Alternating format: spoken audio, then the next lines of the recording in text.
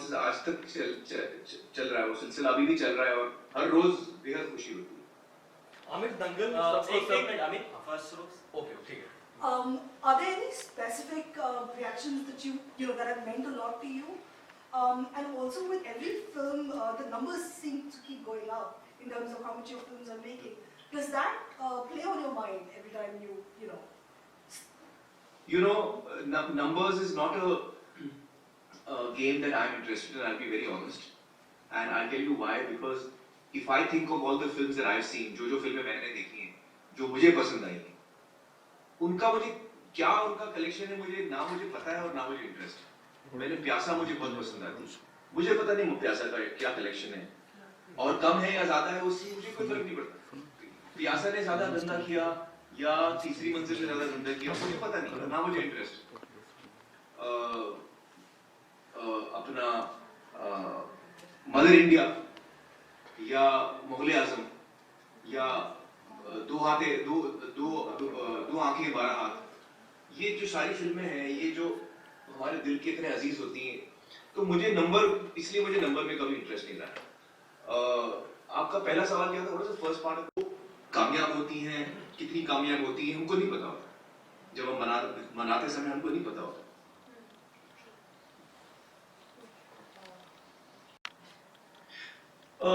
Actually, I would say that if there is anyone that I am competing with, it is myself. And it is not that I don't consider Shah Rukh and Salman great actors. I think they are wonderful actors and they are good stars. Not only Shah Rukh and Salman, there are a host of other stars that we have. There's Akshay, there's Ajay, there's Hrithik, Ranveer. So many actors are there who are wonderful actors. But I don't consider any other person. I'm not a competitive person by nature. When I see somebody's good work, I love it. When I saw Sultan, I loved it. When I saw Dabangg, I loved it. When I saw Munna Bhai, I loved Sanju's work.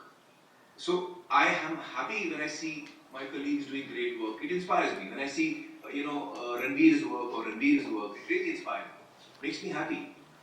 So I don't find myself competing with anybody. I'm only trying to compete with myself in the sense that even there, competing is a very strange word. I'm trying to better myself. I'm trying to learn. I'm trying to do better than I did earlier. As a creative person, as an artist, as a creative person, I'm trying to improve myself. So yes, I'm trying to do better than what I did earlier. As a creative person, not from the business point of view. Also, we've seen a lot of actors coming out openly and tweeting and saying good things about Dangal. Unfortunately, we haven't got the opportunity to ask Shah Rukh personally what he has to say about Dangal.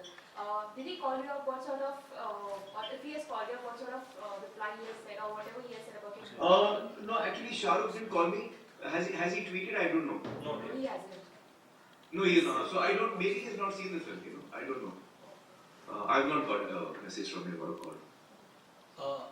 Amir, will we see you return back to the awards fold with Dangal, because you've also got a nomination for the award? So will Dangal actually? For me, Dangal has already got the biggest award. The way the audience has given the love to the film, ये सबसे बड़ा award है मेरे लिए। तो जो प्यार मिला इस फिल्म को, जो इज्जत मिली है, और जिस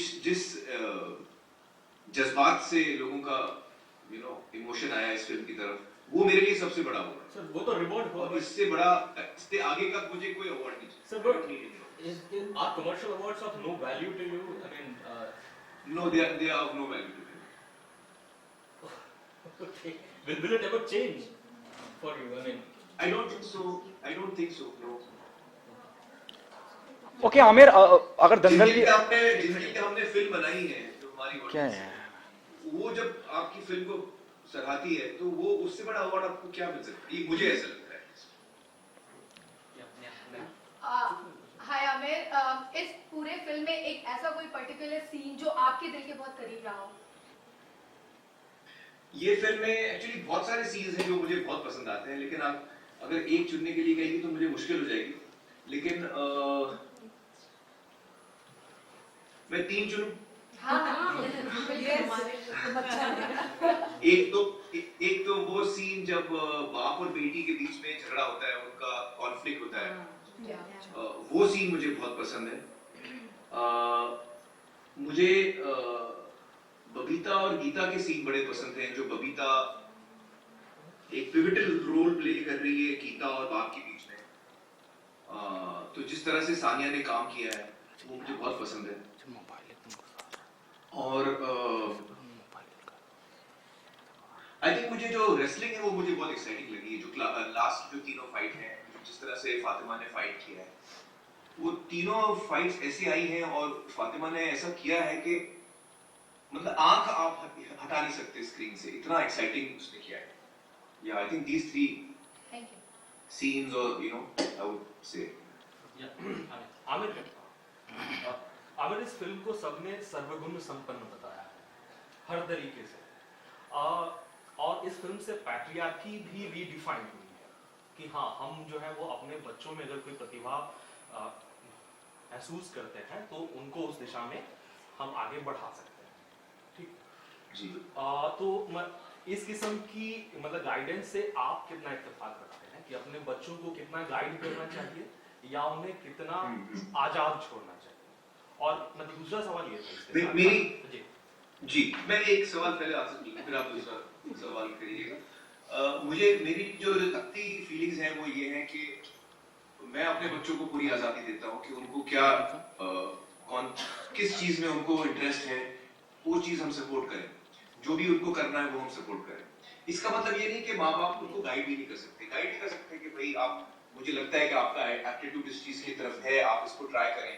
आप सजेशंस दे सकते हैं, लेकिन माँ बाप को फोर्स नहीं करना चाहिए। ये मेरा जाती फीलिंग्स है, मेरी पर्सनल फीलिंग्स है।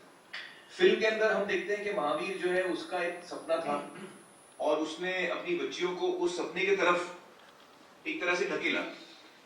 लेकिन इसके साथ साथ हमको ये भी नहीं भूलना चाहिए कि अगर गीता और बबीता में वो पैशन नहीं होता रेसलिंग के लिए तो वो इस ऊंचाई तक कभी पहुंचते ही नहीं।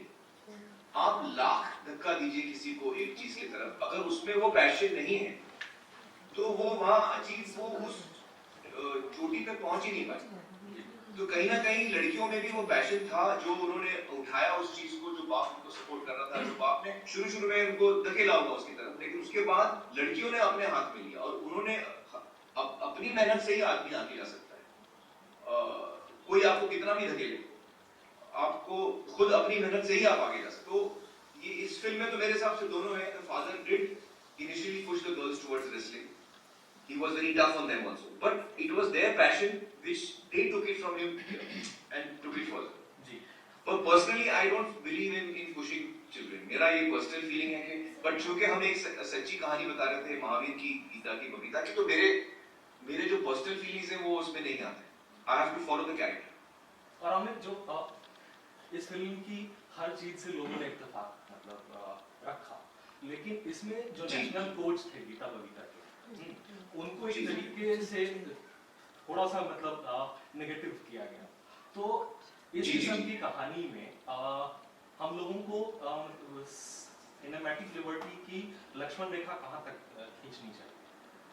और देखिए, आप डिस्कस किया होगा कि कोच का जो कैरेक्टर है वो बिल्कुल फिक्टिशियस कैरेक्टर, जो नाम कोच का है वो बिल्कुल फिक्टिशियस नाम, और वो हमने फिल्म की शुरुआत में भी ये बात करी है कि ये फिल्म के अंदर जो तीन किरदार है, महावीर, गीता और बबीता, इनकी कहानी है। बाकी जितने सारे किरदार हैं वो फिक्टिशियस है। आपको पता है कि उनका जो कजिन है, गीता बबीता का रियल कजिन, वो ओमकार नहीं है। उनके दरअसल 3-4 कजिन हैं जिनके साथ वो लड़ते थे, जिनके साथ उनका शुरू में उनके साथ कोचिंग करते थे। 3-4 कजिन हैं।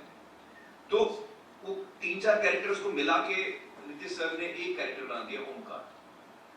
अब ये नाम भी जो है ओमकार, उनकी कोई भी रियल कजिन का नाम ओमकार नहीं, तो वो भी फिक्टिशियस कैरेक्टर देखा जाए तो ऐसे इस तरह से कई कैरेक्टर्स हैं इस फिल्म के अंदर जो फिक्टिशियस कैरेक्टर्स हैं। और वो बात हमने फिल्म शुरू होने से पहले बड़ी सफाई से सबको बताई। अब जब आप फिल्म बना रहे हैं तो कुछ चीजें आपको चाहिए ड्रामा के लिए, कुछ कॉन्फ्लिक्ट के लिए आपको कुछ चीजें की जरूरत पड़ती है।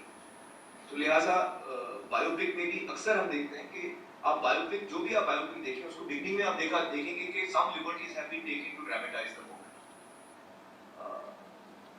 तो वही हमने किया।